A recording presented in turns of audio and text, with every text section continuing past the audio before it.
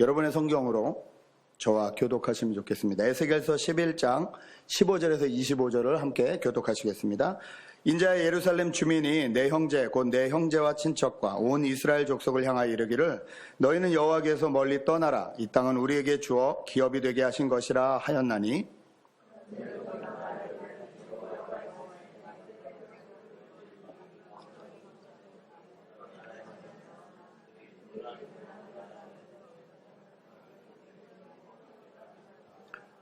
너는 또 말하기를 주 여호와의 말씀에 내가 너희를 만민 가운데서 모으며 너희를 흩은 여러 나라 가운데서 모아내고 이스라엘 땅을 너희에게 주리라 하셨다 하라.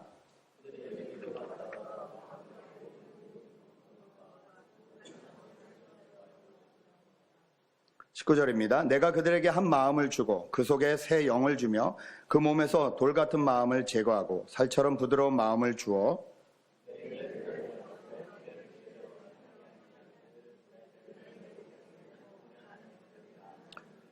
그러나 미운 것과 가증한 것을 마음으로 따르는 자는 내가 그 행위대로 그 머리에 갚으리라. 나 주 여호와의 말이니라.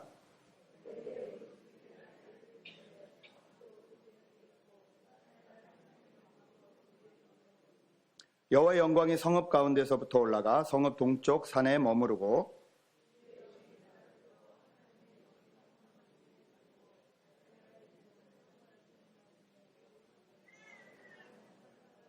25절 함께 읽겠습니다. 내가 사로잡힌 자에게 여호와께서 내게 보이신 모든 일을 말하니라. 아멘. 한 주 동안 평안하셨습니까? 여러분 혹시 UFO라는 것을 믿으십니까? UFO. 혹시 우주인이나 외계인은 있다고 생각을 하시는지요? 혹시 보신 분이 있으신가요? UFO나 외계인. UFO 봤다는 분들이 많잖아요, 세계에. 어떠신지요? 저희는 절대 그런 걸 믿지 않습니다. 이런 굳건한 믿음에 서 계신지. 그러면 바꿔서 질문을 드리겠습니다. ET 보신 분? ET. 예. 좀 젊은 친구들 요즘 ET 모르니까 스타워즈 본 적이 있다. 영화를 안 보고 사는군요. 예. 그럼 미니언스 요즘 나온 거 아무것도 안 보셨나요? 거기 나오는 그 주인공들을 저희가 뭐라고 부르죠? 예, 외계인. 예. 안 보셨다면서요? 저희는 외계인을 봤다라고 생각을 하는데 있다고는 생각하지 않는데 봤다라고 하는 이유 중에 많은 이유가 영화나 TV 때문에 그렇습니다. 예. 우리 조단이가 3살 안 된 조단이가 슈퍼맨 망토를 안 달아주면 엄마한테 짜증을 내는 건 저희가 얼마든지 귀여워할 수 있습니다. 근데 이게 3살이 아니라 13살이 되고 23살이 돼도 그 망토가 없으면 옷을 입지 않겠다고 하면 저희가 심히 걱정이 됩니다. 제가 결코 아이들의 꿈을 깨고 싶은 건 아닙니다. 산타크로스는 없어라고 2살짜리 아이에게 말하고 싶지는 않습니다. 그러나 이 현실과 공상의 세계를 헷갈려하기 시작하면 좀 문제가 좀 심각해집니다. 그런데 지금도 우리 UFO를 믿거나 외계인이나 우주인들을 믿는 사람들이 많이 있습니다. 어른 중에서도 많이 있습니다. 더 재밌는 건 그들이 있다라고 생각하면서 내놓는 자료가 더 재미있습니다. 저희는 지금 에스겔서를 읽고 있습니다. 여러분 이번 주에 한번 에스겔서 읽으신 분들은 기억하시겠지만 이게 도대체 무슨 소린가? SF 공상소설도 이거보단 덜하다. 이런 이야기들이 에스겔서에 많이 나옵니다. 성경에 이런 이야기들이 나오는 성경들이 몇 가지가 있습니다. 다니엘서에도 나오고요. 저 끝에 가면 성경의 완성이라고 말하는 요한계시록에도 그런 일들이 나옵니다. 대표적인 것이 에스겔서 1장부터 딱 피면 저희가 이렇게 좀 막막해집니다. 우리 1장 4절부터 10절까지를 제가 읽어드리겠습니다. 내가 보니 북방에서부터 폭풍과 큰 구름이 오는데 그 속에서 불이 번쩍번쩍하여 빛이 사면에 비치며 그 불 가운데 단쇠 같은 것이 나타나 보이고 그 속에서 내 생물의 형상이 나타나는데 그 모양이 이러하니 사람의 형상이라 각각 내 얼굴과 내 날개가 있고 그 다리는 곧고 그 발바닥은 송아지 발바닥 같고 마강한 구리같이 빛나고 그 사면 날개 밑에는 각각 사람의 손이 있더라. 그 네 생물의 얼굴과 날개가 이러하니 날개는 서로 연하였으며 행할 때에는 돌이키지 아니하고 일제히 앞으로 곧게 행하며 그 얼굴들의 모양은 넷의 앞은 사람의 얼굴이요 우편은 사제의 얼굴이요 좌편은 소의 얼굴이요 넷의 뒤는 독수리의 얼굴이니. 저희는 지금 성경을 읽고 있습니다. FF 소설이 아니라 SF 소설이 아니라 이게 도대체 뭡니까? 사람의 얼굴, 독수리 얼굴, 소의 얼굴, 이건 도대체 뭡니까? 근데 이 얘기가 요한계시록에도 있다는 겁니다. 함께 읽어볼까요? 요한계시록 4장 6절에서 8절 말씀을 한번 비춰주시면 좋겠는데요. 요한계시록 4장 안 나오고 있는데요. 요한계시록 4장이 없나요? 네.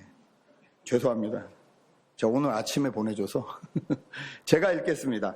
보좌 앞에 수정과 같은 유리바다가 있고 보좌 가운데와 보좌 주위에 네 생물이 있는데 앞뒤에 눈이 가득하더라. 이번엔 눈이 가득해요.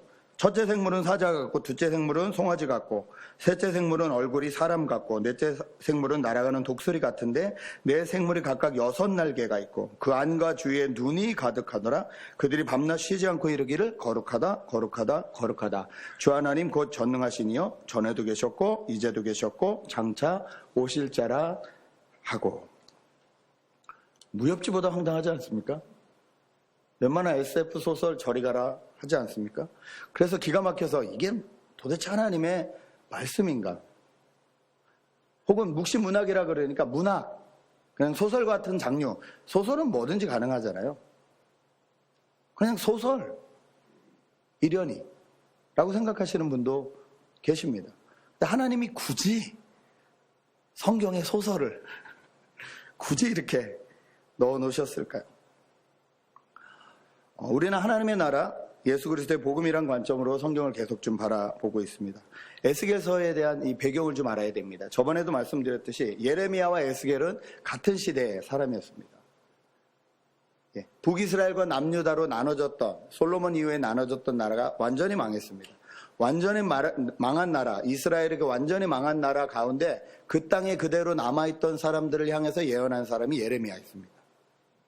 이 사람들이 포로로 3번에 걸쳐서 끌려가고 3번째는 완전히 이제 바벨론에 와서 이 나라를 망하게 해버리는데 첫 번째 끌려간 사람 중에 다니엘이 있었고요. 두 번째 끌려간 사람 중에 오늘의 주인공 에스겔이 있었습니다. 다니엘과 에스겔은 포로로 끌려간 그 바벨론에서 거기 있는 이스라엘 백성들을 향해서 예언을 한 사람들입니다. 예언을 한 사람들의 부류는 조금 달랐습니다. 다니엘은 좀 더 고위층의 사람들하고 교류를 했습니다. 그래서 다니엘은 왕이 4번 바뀔 때까지도 계속 높은 자리에 고직 관리에 앉아 있었습니다. 그래서 그쪽 사람들에게, 고위층 사람들에게 하나님의 말씀을 계속 증거했습니다. 에스겔은 우리 백성들, 남아있는 백성들, 끌려간 사람들도 거의 다 대부분 똑똑한 사람들이었는데요. 그 사람들을 향해서 계속 하나님의 말씀을 주었습니다. 포로 시대입니다. 나라가 없어진 참 암울하고 어둡고 외로운 그런 시대에 하나님의 말씀을 증거했던 사람들입니다. 이 에스겔서의 특징 중에 하나는 SF처럼 하나님의 영에 이끌려 이리로 갔다 저리로 갔다 하는 에스겔의 모습이 많이 나온다는 겁니다. 에스겔서 1장에도 보면 여호와의 영이 나를 들어서 갑자기 지금 이 바벨론 포로 땅에 있는데 들어서 예루살렘으로 옮기십니다. 또 들어서 다시 바벨론으로 옮기십니다. 이런 표현들이 써 있습니다. 뒤에 오늘 읽은 우리 말씀 뒤에는 오늘 말씀의 24절을 보면요. 주의 영이 나를 들어 하나님의 영의 환상 중에 데리고 갈대아 있는 사로잡힌 자 중에 이르더니, 여기 다시 바벨론 땅으로 갔다는 소리거든요. 내가 본 환상이 나를 떠나 올라간지라. 이것이 실제 있었던 일인지 아니면 꿈인지 환상인지 저희는 정확히 알 수 없지만 성경에는 내가 본 환상이라고 나와 있습니다. 그리고 본인이 그 본 환상을 사로잡힌 자들에게 다시 이야기하는 이야기가 오늘의 본문의 이야기이기도 합니다. 그러면 암울한 시대, 어두운 시대일수록 우리가 생각하지 못하는 기본적인 지식과 상식으로 생각하지 못하던 일들이 많이 일어날 수 있고 또 현재에도 많이 일어나고 있습니다. 여러분이 믿으실지 안 믿으실지 모르지만 지금도 여전히 이 2015년에도 보고 올라오는 선교지의 보고를 보면 여전히 장님들이 눈을 뜹니다. 여전히 안진뱅이들이 일어납니다. 여러분 보신 적은 없으시죠? 저도 본 적은 없습니다. 제가 있던 교회에 제가 가기 전에 한 분이 계셨는데 그분은 제가 간 뒤에도 계속 맹인들을 일본에서 맹인들을 교회로 모시고 오셨어요. 일본 분인데. 근데 제가 거기서 들은 소문은 저분이 원래 맹인이셨다는 거예요. 일본이 재밌는 나라입니다. 맹인들, 눈이 보이지 않는 분들의 사진 컨테스트가 있습니다. 눈이 보이지 않는데 가이드의 그 안내를 받아서 앞에 꽃이 있어요, 뭐가 있어요 이렇게 만져본 다음에 그분들이 그걸 사진 찍어요. 그럼 그 중에서 제일 잘 찍은 사진을 눈 뜬 사람들이 심사를 해요. 그래서 상을 줘요. 인도적인지 뭔지 모르겠지만 제가 그 교회에서 전설처럼 들리는 소문에 의하면 그분이 눈 감고 사진 찍고 눈 뜨고 상 받으러 갔다는. 눈 감고 사진을 찍었는데 몇 달 뒤에 눈 뜨고 상 받으러 갔다는. 교회 열심히 나오고 기도 열심히 하시다가 눈이 보이기 시작했어요. 그분은 그래서 평생 사역이 뭐냐면요, 자기처럼 눈 안 보이시는 분들을 교회로 인도하는 거예요. 매주 데리고 오세요. 안타깝게도 제가 10년 있었는데 그 뒤에 눈 뜨시는 분은 못 봤어요. 제가 봤으면 정말 좋았을 텐데 저는 못 봤어요. 그거는 못 봤어요. 그런데 저는 지금도 여전히 하나님께서 맹인을 눈뜨게 하시고 안진뱅이를 일으키신다고 저는 믿습니다. 말씀이 제대로 해석이 안 되는 나라일수록, 어떤 면에서 지식과 지혜가 조금 덜 발전된 나라일수록 더 기적과 기사들이 많이 일어납니다. 왜냐하면 설명할 방법이 없기 때문에. 다른 방법으로는 설명할 방법이 없기 때문에 하나님이 그런 방법을 쓰시는 경우가 많음을 저희는 듣고 있습니다. 일반적으로 상식이 안 되는, 절대 있을 수 없었다고 생각했던 일들이 지금도 과학이라는 이름으로 저희가 살고 있는 세계에서는 일어나고 있습니다. 여러분 핸드폰이 만들어진 지 불과 몇십 년 안 됐습니다. 그렇죠? 우리 어르신들이 계실 때 지금은 있으니까 있나 보다 하지만 전화에 선이 없다. 이건 또 무슨 말도 안 되는 소리냐. 그러셨을 거예요. 저번에도 말씀드렸지만 저는 아직도 이게 핸드폰에 픽처가 어떻게 날아가는지 이해가 안 가요. 제가 찍어서 샌드를 보내면 이게 어떻게 안에 핸드폰에 그 똑같은 사진이 비춰지는지 모르겠어요. 이게 분해됐다가 이렇게 가는 건지 뭐 누가 하여튼 공부한 애가 설명을 해줬는데 못 알아듣겠어요. 모르겠어요. 더 놀라운 것들이 나왔습니다. 여러분 3D 프린터라는 거 혹시 들어보셨습니까? 요즘 3D 프린터. 그 비싸게 열심히 노력해서 만든 총을 그대로 가져다가 3D 프린터에 놓고 카피를 하는 거예요. 이 종이 카피하듯이. 근데 3D로 하는 거예요. 입체적으로. 하고 나면 플라스틱으로 된 거지만 총이 그대로 만들어집니다. 색칠하면 총인 거예요. 쇠로 만들었냐 플라스틱으로 만들었냐. 기능을 시험해보기 위해서 정말 실탄을 넣고 쏘보니까 그대로 나갑니다. 그럼 어떤 일이 일어납니까? 이 수고와 노력보다 수십 배 싸고 수십 배 간단한 방법으로 총이 만들어지는 거예요. 총만 만들어지면 다행인데 로봇 팔도 만들었습니다. 이번에 3D 프린터로. 그 로봇 팔 만드느라고 몇 년 동안 얼마나 고생을 하고 얼마나 많은 과학자들이 덤벼서 그 애를 쓰고 했는데 그 메커니즘을 그대로 프린터에 넣었더니 그대로 팔이 나오는 거예요. 그걸 누가 끼고 이렇게 실험을 하는 장면들이 나오더라고요. 제가 생각했습니다. 몇 년 뒤에 장재영이 한 명 더 나올 수 있겠다. 저는 키가 작기 때문에 요만하게만 만들면 돼요. 뭐. 여러분처럼 크게 프린터 안 만들어도 요만하게만 만들면 영혼은 없을지 모르겠지만 영혼도 넣으면 어떡하지? 막 이런 생각이 들 텐데 몇 년 뒤에 장재영하고 똑같은 사람 하나 만들 수 있겠구나.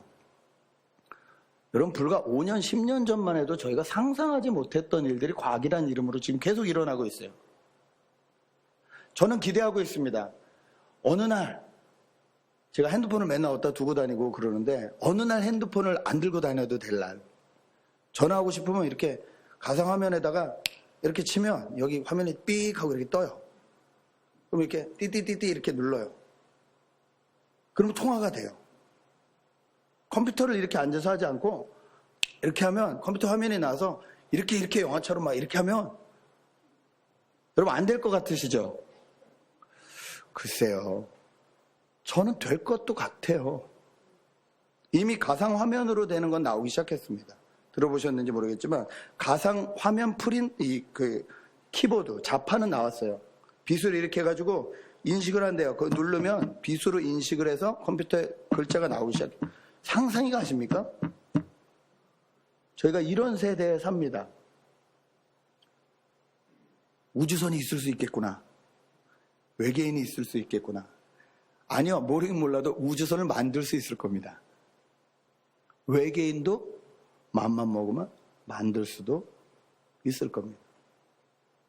여러분이 생각하는 외계인은 보통 어떤 모습이세요? 몸이 크세요? 머리가 크세요? 보통 머리가 이렇게 크죠. 왜냐면 이렇게. 그리고 미래에서 왔나요? 과거에서 왔나요? 보통은 미래에서 왔습니다. 그들이 우리보다 능력이 뛰어난가요? 덜한가요? 보통은 뛰어납니다. 또 아주 그냥 휴머니즘도 넘쳐요. 하면서 이렇게 손가락 부딪히면 뿅 빛이 나기도 하고, 죽었다가 그 남자 주인공하고 막 심장이 같이 뛰면서 살아나잖아요. 이상한 우산하고 자전거 바퀴로 삐걱삐걱 해가지고 자전거를 만들어서 하늘을 날르잖아요. 제가 저희 어머니랑 본 영화 중에 가장 감명 깊었던 영화가 E.T.거든요. 얼마나 큰 충격을 받았는지 몰라요. 저 세상, 저게 도대체 무슨 세상이냐, 이게 현실이냐 꿈이냐 헷갈렸던 그때가 기억이 납니다. 지금도 많은 사람들이 그쪽에 투자를 하고 영화를 만들고, 나사는 지금도 어딘가의 우주에 사람이 살만한 환경이 다 발견이 되었다. 물도 있고 공기도 있고 다 있더라. 발견이 되었다. 곧 사람이 찾아질 것 같다. 우주에도 어떤 생물체가 나타날 것 같다. 유명한 과학자들이 그렇게 얘기를 해요. 인간만 지구에 살기에는 이 우주가 너무 비효율적 아니냐. 이렇게 넓은 데가. 세계에서 최고 천재라는 스티븐 호킹스 박사도 그런 말을 했더라고요. 절대 우주에 신호를 보내지 말라. 지구여, 절대 우주에 신호를 보내지 말라. 그들이 와서 너희를 멸망시킬 거다. 스티븐 호킹 박사가, 그 천재, 그 박사가 말한 말이에요. 인터넷 찾아보세요. 그분은 믿더라고요. 뭐 믿을만 합니다. 왜냐하면 자꾸 이런 일들이 일어나고 과학적인 이런 일들이 나타나니까. 그런데 너무 재미있는 것은 이 눈에 보이지 않는 세계를 그 누구보다 믿는 사람들은 저희 그리스도인들이거든요. 그렇죠? 여러분, 눈에 보이지 않는 세계가 있다는 걸 믿으시죠? 지난주에도 말씀드렸는데 임신한 사람한텐 어느 날 갑자기 임신한 사람들만 보여요. 새 차를 갖고 싶은 사람들한테는요, 길거리에 돌아다니는 새 차만 보여요. 왜 그럴까요? 관점이 변해서 그렇거든요. 믿음도 믿음의 눈이 떠이면 안 보이던 것들이 보이기 시작해요. 눈에 보이지 않는 것들을 가장 있는 것처럼 믿는 사람들이 기독교인들이거든요. 어떻게 보면 너무 현실 세계와 떨어진 것 같이 믿는 분들도 많이 계시지만, 가장 눈에 보이지 않는 것, 그러나 앞으로 일어날 일들에 대한 가장 정확한 해석과 가장 정확한 예언들이 담겨있는 성경을 믿는 사람들이 저희들이거든요. 그렇게 믿는다고 하는데 실은 의외로 그 사람들이 3D 컴퓨터를 만들어서 막 놀라운 것들을 만들어내는, 우와 놀랍다 과학적이다 막 이렇게 말하지만, 그 뛰어난 사람을 창조하신 하나님이 육신의 옷을 입으시고 이 땅에 예수 그리스도로 오셨다 그러면 갸우뚱갸우뚱합니다.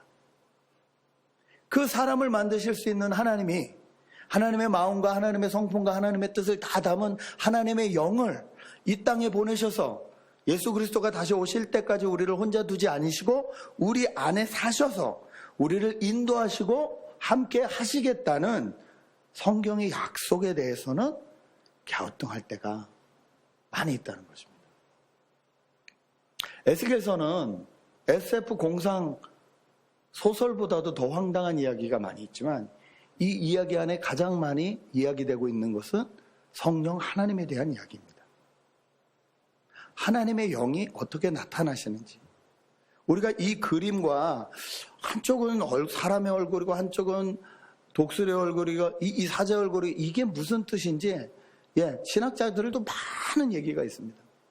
저희가 다 이해할 수 없을 것 같아요. 저는 없을 것 같아요. 이럴 것이다 저럴 것이다는 의견들이 많지만 뭐 속 시원하게 이거구나라는 거 하나도 발견하지 저도 못했습니다. 그것을 이제 복음서랑 해석하시는 분들도 많아요. 소의 복음, 독수리의 복음, 마태, 마가, 누가, 요한 복음을요 그렇게 표현하거든요. 누가는 사람의 복음, 인자의 복음, 사자의 복음 이렇게 말하는 이 복음서를 설명하는 것이다. 그것도 일리는 있습니다. 그런데 저한테는 솔직히 뭐 시원하진 않아요. 어찌됐든 간에 분명한 건 구약에 에스겔에도 있고 다니엘도 있고 이런 하나님의 영에 의해서 우리가 이해하지 못하는 이 생물들, 사실들이 계속 성경은 맥을 이어서 요한계시록 끝까지 가고 있다는 거예요. 이것만은 분명해요. 기록에 써 있으니까.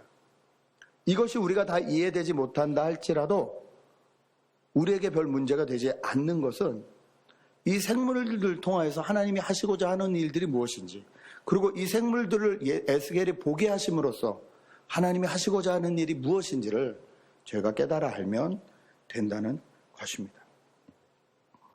15절에 오늘 본문에 이렇게 얘기를 합니다. 인자의 예루살렘 주민이 내 형제 곧 내 형제와 친척과 온 이스라엘 족속을 향하여 이르기를 너희는 여호와께로 멀리 떠나라. 이 땅은 우리에게 주어 기업이 되게 하신 것이라 하였나니. 제가 11장을 15절부터 인용만 했습니다만 11장 1절에 보면요.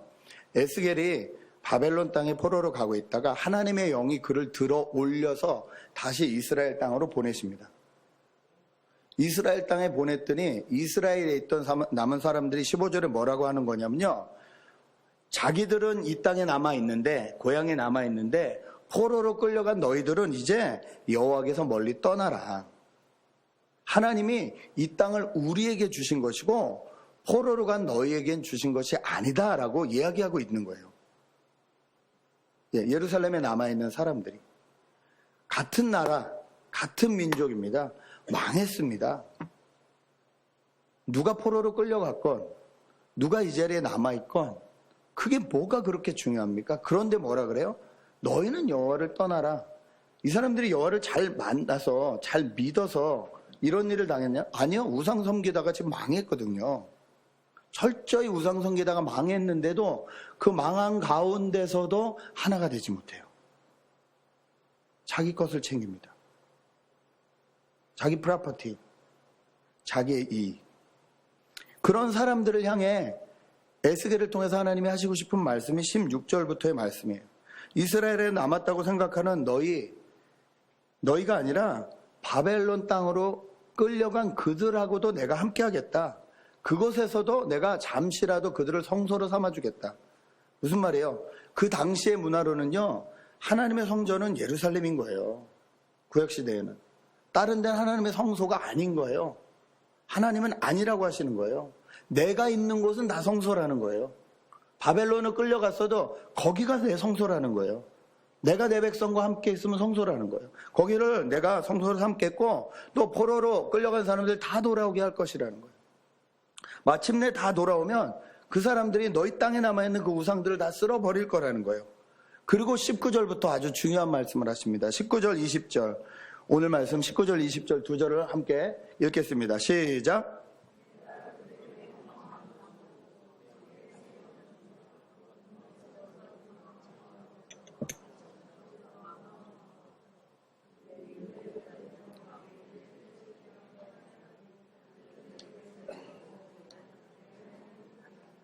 네.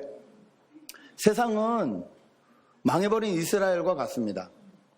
저희가 살고 있는 이 세상도 망해버린 이스라엘과 같습니다. 하나님이 어디 계신지 안 보일 만큼 어두운 세상에 저희가 살고 있습니다. 이번 주에 뉴스를 보셨겠지만 자기가 직장에서 잘렸다고 자기 동료를 그냥 자기 동료가 라이브로 지금 방송을 하고 있는데 쫓아가서 총으로 쏴서 죽였습니다. 더 웃긴 건 쏘는 장면을 자기가 자기 핸드폰으로 찍었어요. 그래서 그거를 SNS에 올렸어요. 그 영상을 본 친구들이 있던데 저는 못 봤습니다만 그게 더 잔인하다 그러더라고요. 그리고 자기도 죽었어요. 한 호텔에서는 아버지가 아이를 데리고 놉니다. 어떻게 노냐면 풀장에 이렇게 있으면 애를 이렇게 풀장으로 슉 던져요. 그러면 아 이러고 날아가서 풍덩 빠지잖아. 애가 막 이렇게 하면 좋아하는 것 같잖아. 그럼 또 데려다가 또 이렇게 하다가 또 휙휙 던져요. 아 하다가 애가 풀장에 딱 떨어져요. 그럼 또 막 이러면 또 꺼내요. 그걸 몇 번 해가지고 익사시켜 주겠습니다. 엄마는 애가 아빠랑 잘 놀고 있는 줄 알았대요. 호텔방에서. 여러분, 이게 망한 세상 아니면 도대체 어떤 게 망한 세상입니까? 이게 어두운 세상 아니면 도대체 어떤 게 어두운 세상입니까? 에스겔 시대 때 포로로 끌려간 사람들은 바벨론 땅에서 그발 강가라는 하는 그 강 옆에 앉아가지고 자기 고향만 생각하면서 꺼이 울었습니다. 그때 거짓 선지자들은 그랬어요. 2년만 있으면 회복된다. 저 예레미야나 에스겔 말 듣지 마라. 2년이면 된다. 아니요, 예레미야와 에스겔은 70년 걸린다고 얘기했어요. 그러니까 거기서 시집가고 장가가고 농사짓고 살아라.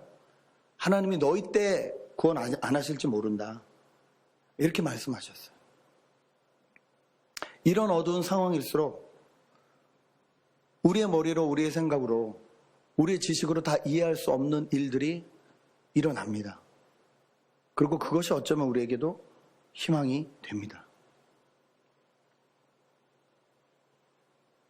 이 미국이 하나님을 떠나 점점 세상적으로 더 악하게 가는 것이, 마치 옛날에 로마 제국이 그랬던 것처럼 점점 타락해 가는 것이 얼마나 더 오래 갈까요? 저는 잘 모르겠습니다.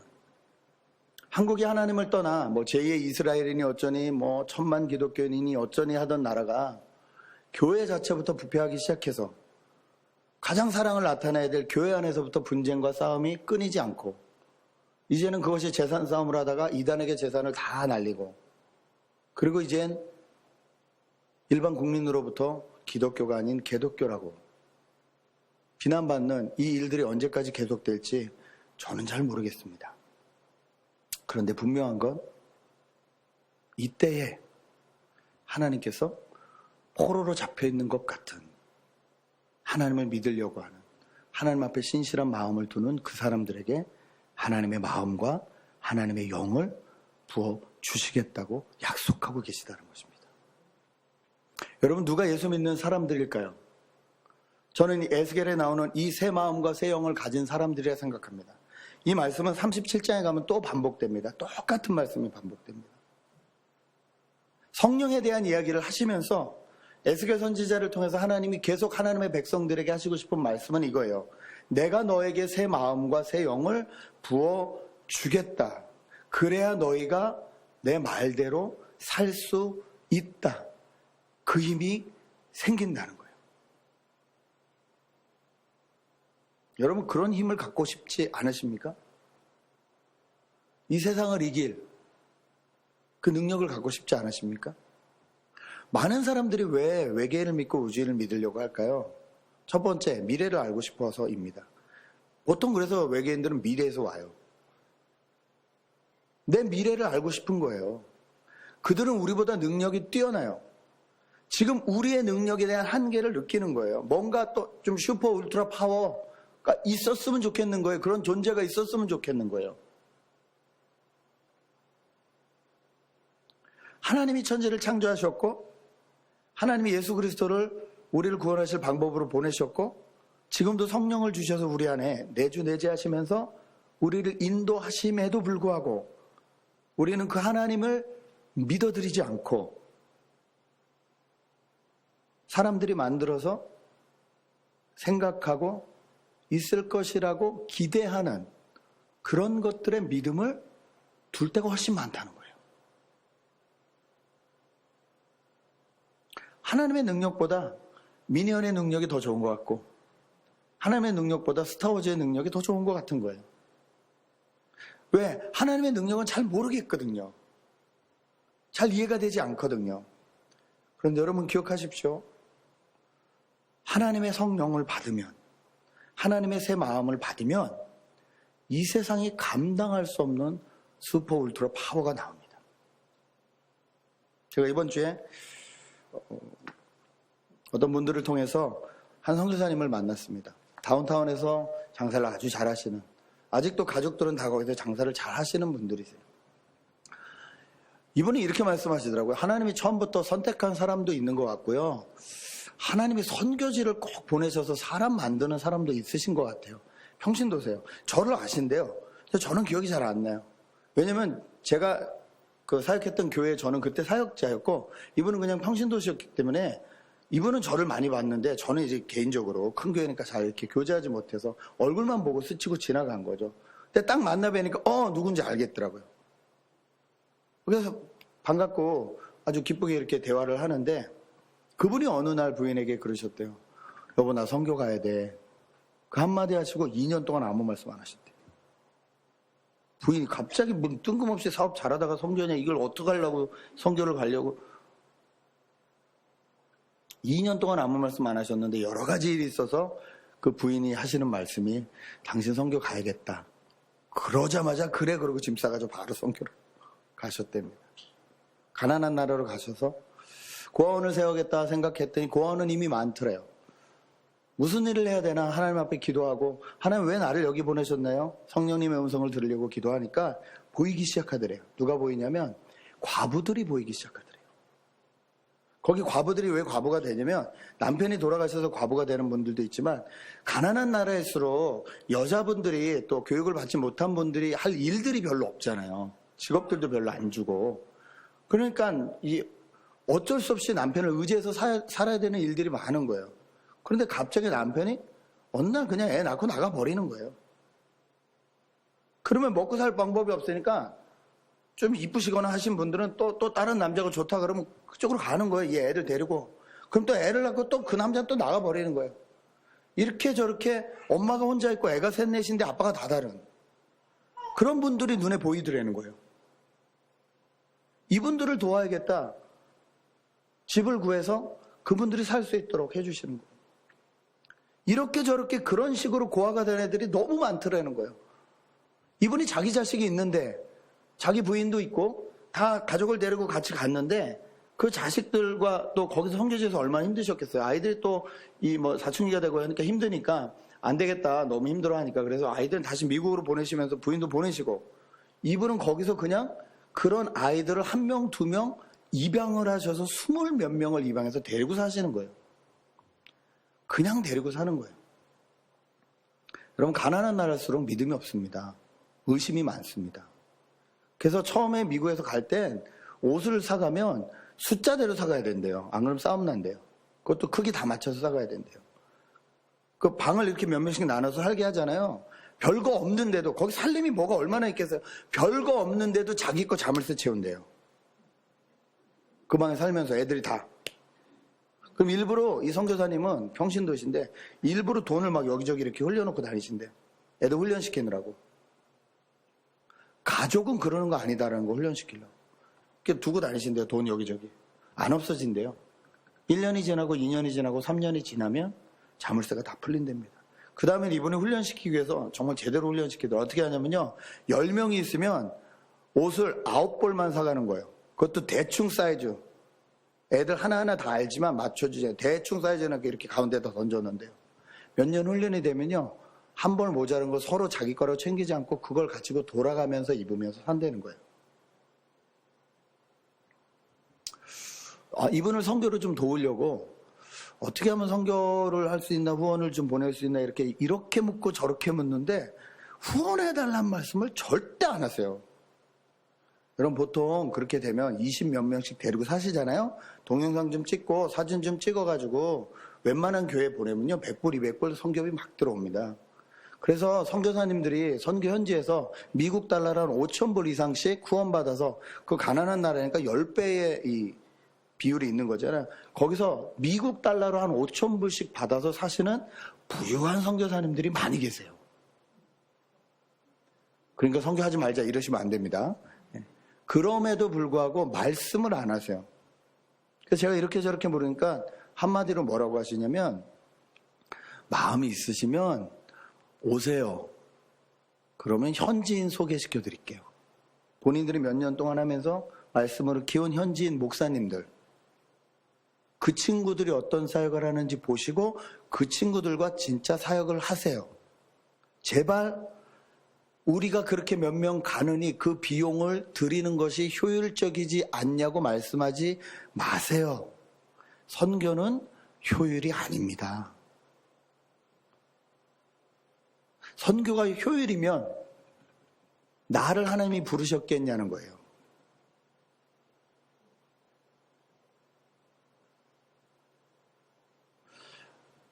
여러분, 여기서 잘 살던 집 다 놔두고 사업체 다 놔두고 자기 아들 고생할 거 뻔히 알면서 그 땅으로 가는 그 마음은 도대체 무슨 마음일까요?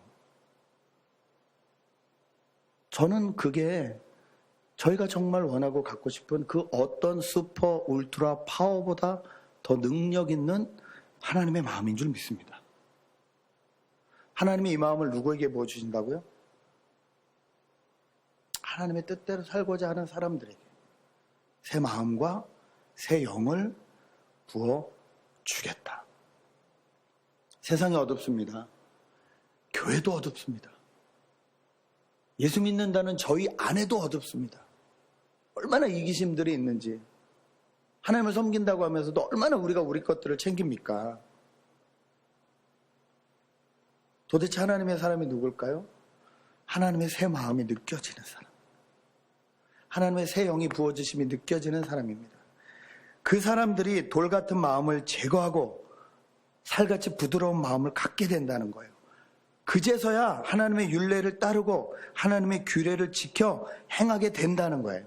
그제서야 그 사람들이 하나님의 백성이 되고 하나님은 그들의 하나님이 되신다는 겁니다. 이게 에스겔서를 통하여, 포로 시대를 살고 있는 이 에스겔서를 통하여 하나님이 저희에게 해주신 말씀인 줄 저는 믿습니다. 여러분, 왜 성령 충만을 구해야 될까요? 왜 하나님의 영의 인도하심을 받아야 될까요? 저희 능력으로 살 능력이 없기 때문에 그렇습니다. 성령의 인도하심은 있어도 그만 없어도 그만한 것이 아닙니다. 정말 우리가 그리스도인들이라면 성령의 부어주심을 경험하지 않는 한 우리는 옛 마음, 옛 영으로 살 수밖에 없습니다. 세상과 똑같이 싸웁니다.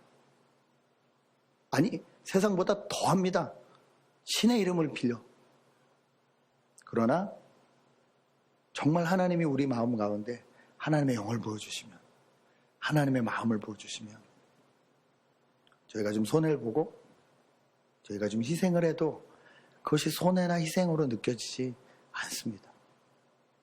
선교사님 만나는데 저는 터덜터덜 빈손으로 나왔는데 선교사님만 성경 끼고 나오셨더라고요. 이렇게 편지를 보여주는데, 요번에는 또 여기서 이 미국 땅에서 마약으로 쪄들어가지고 도저히 여기서는 회복이 안 될 것 같은 친구를 하나 데리고 선교지로 들어가시더라고요. 이런 애들은 보통 하나님께서 선교지에서 만나주신다고. 제가 그랬어요. 참 철도 모르고, 그런 데 가면 좀 마약을 구하기 힘들겠죠. 그랬더니 피식 웃으면서 거긴 더 싸요. 그러시더라고요. 후진국일수록 마약 더 싸됩니다. 이렇게 아예 씹는 마약이 있답니다. 하루 종일 그걸 씹고 다니는 애들이 있대요. 네. 뭐 10센트, 20센트 아주 약한 마약이지만 중독되는 거죠. 평생 그렇게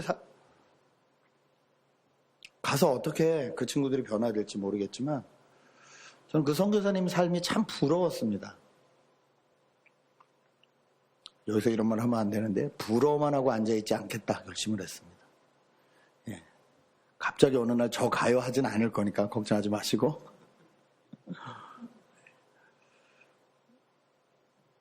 지난주에 예수 믿는 사람은 우리에게 맡겨진 그 자리에서 하나님을 만나는 사람이라고 말씀드렸습니다.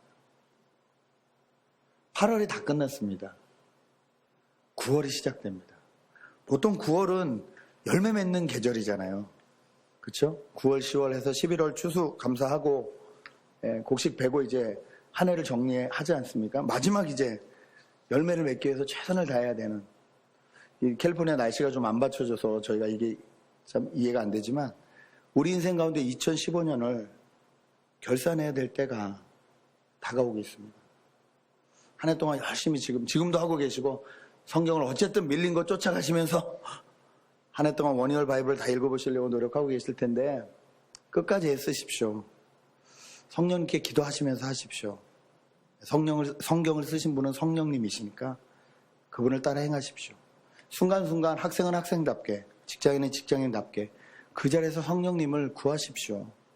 하나님 내 힘으로 내 뜻으로 했다가는 망합니다. 하나님의 영을 부어주시고 돌 같은 내 마음이 아니라 부드러운 하나님의 마음을 부어주셔서 내가 한 주 살아가는 내 모습을 보고 이 세상에서 힘들고 지치고 피곤한 사람들이 나도 저렇게 쉬고 싶다. 나도 저렇게 행복하고 싶다. 주님 앞에 돌아오는 그 안내자 역할을 하는 우리 웨스트LA 임하고대의 교인들 되시길 주님의 이름으로 축복합니다. 기도하시겠습니다.